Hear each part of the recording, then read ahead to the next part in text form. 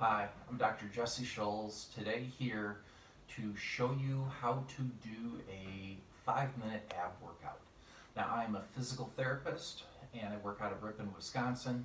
I'm not going to tell you who is appropriate for doing these exercises or what things you have for medical comorbidities that should make one or all of these exercises not suitable for you to do. I would encourage you only to do these exercises if you've been told to do so by your doctor, by your physical therapist, chiropractor, or someone else who knows about medical contraindications for doing any sort of exercise routine. But each exercise I'm going to show you for this routine is going to take you 1 minute to do. 5 exercises, 1 minute each. It should take you 5 minutes to do. If you are doing an exercise and you work for 30 seconds, you need a 10-second rest break, and then you go back to it, then you only have 20 seconds left of working before you start the next exercise. These exercises will simulate the different muscle functions that you have of the abdominal muscles. Will this help your stomach muscles get stronger? For most people, yes. If your stomach muscles are already very strong, then probably not. You could try the harder level of these exercises that I will show in the video, and you might get a little bit stronger off of doing those. But these are, we'll say, mid-tier exercises to work your stomach muscles. Will you lose belly fat by doing these? Probably not. Losing belly fat really comes down to burning calories and watching your diet, things like that. You will not be burning very many calories during this routine because it only takes 5 minutes to do. But if you do some aerobic exercise or other exercises to complement it, it will probably help you in that kind of, we'll say, aesthetic stomach journey. Now, if you do want your stomach muscles to look better and you don't have much stomach muscle mass, and your stomach muscles aren't very toned, this can help your stomach look better. So I would encourage you to try these exercises, again, if appropriate, then for you to try to kind of aesthetically enhance your stomach. So with the first exercise we're going to do, and with all these exercises, again, we're going to do it for 1 minute. Breathing is important. Every time you're working, and I will guide you through this, I want you to breathe out when the working is being performed. So when you breathe out, how I want you to do this is blowing out through your lips like you're blowing out birthday candles.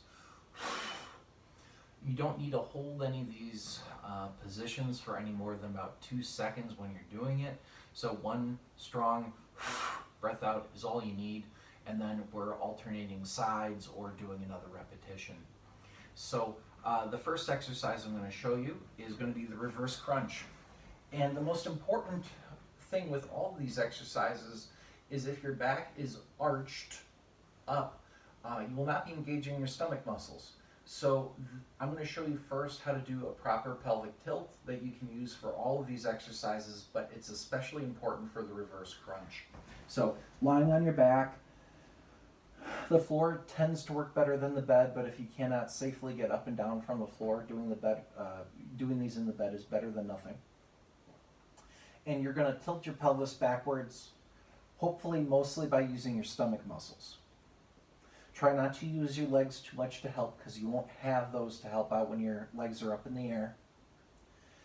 If you're having a hard time figuring out how to press your back down into the floor, what you might be able to think about is bringing your belt buckle towards your belly button or trying to kind of curl your tailbone up in the air a little bit. But once you understand that motion, then you're going to get your legs up in the air, hold them up here, tilt your pelvis, and breathe out. Again, tilt the pelvis to flatten the back and breathe out. So again, flatten the back,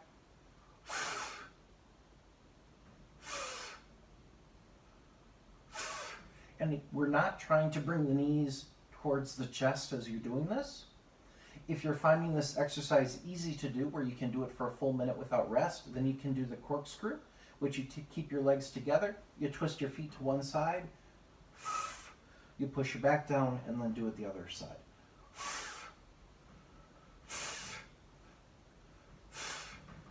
And if you're doing the corkscrew, you are doing that again for 1 total minute. The next exercise you're going to do is the 21 crunch. The easiest version of this I'll go over last, but we're going to start with what most people can do. Usually just not for a full minute right away. On your back, arms up overhead. First step, flatten your back down. Lift the leg up to about 45 degrees. Come up, breathe out as you touch the knee. Flatten the back, lift the leg up, come up.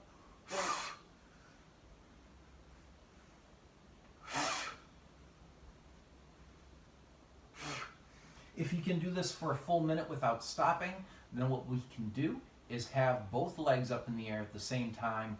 But what we're doing with your legs is essentially doing a scissors. So that should look like this. Again, back stays flat, arms up overhead, both legs up, lift one leg up.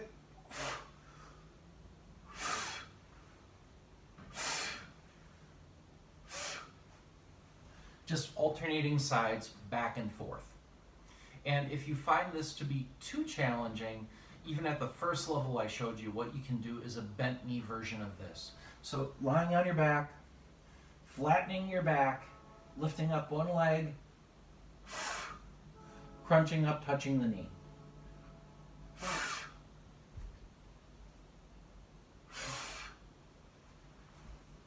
And again, trying that for a minute and doing more as you're able to. The next exercise is a side plank. So the easy version of this would be from your hand or your elbow and your knees. And what you're going to do is you're going to lift up, try to hold that for 30 seconds, make sure your hips are in line between your knees and your head, holding this for 30 seconds per side. If this is too easy for you, then you can straighten your knees out and do it with your weight on your elbow and your feet for 30 seconds per side. Things to watch out for. Do not let your chest rotate down. Do not let your shoulder scrunch up into your neck. You want to keep your shoulder pushed away from your neck as you're doing this. Also, your hips. It's very easy if you're on your knees or if you're on your feet to have your hips hinged back. We want to have your body in line from the side or from the top. The next exercise we're going to do is going to be the marching plank. Now, I normally start people with this on an elevated surface, and your goal is to get it down to the floor. I'll show you both versions here. So I'm going to use my bed, but you could also, if you wanted to, use a countertop. So you're going to have your hands on the supported elevated surface, and make sure your back is not sagging down. You want to flatten your back by using your stomach muscles. Shoulders should be forward or long. We're not rounding our back. We're just bringing the shoulders forward. You're going to bring one knee up, press the back up. Alternate legs. Bring the knee up, push the back up. And of course, as you're doing this, every time you push the back up or flat, you're breathing out through your lips.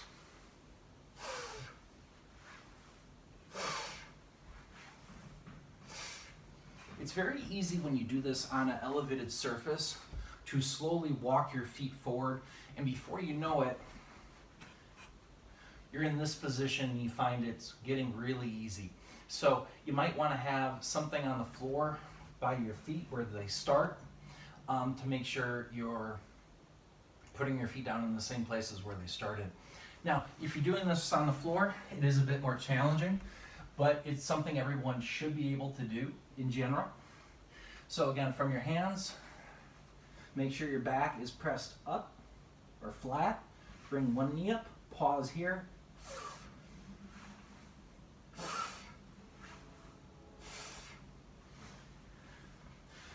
The things I typically see done improperly, besides walking your feet up as you're doing it on an elevated surface, I also tend to see people either pumping their ankle when they should be trying to press their back flatter after their knee's up, or when you have the knee up, they just are driving the knee up further.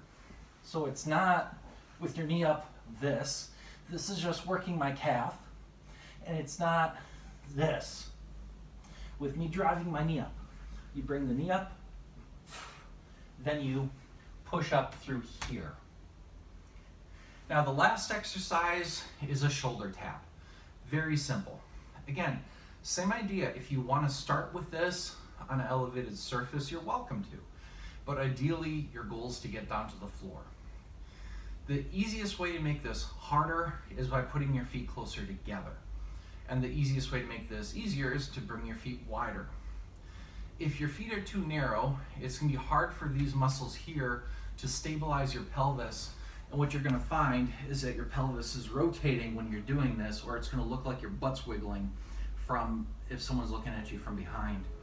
So I'll give you the front view from the floor. I'm in the plank position. My back is pressed up.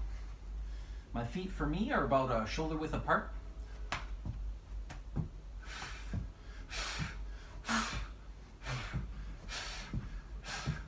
And again, trying to prevent a wiggle in the hips. And on an elevated surface, again, back is flat.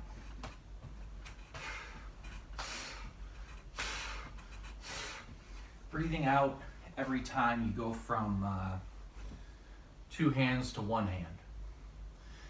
I hope this is helpful for you. Kudos to Jeff Cavalier, who came up with the original 6-minute ab routine that I saw and took and modified some of these exercises from. But otherwise, thank you for watching. I hope you got a lot out of this.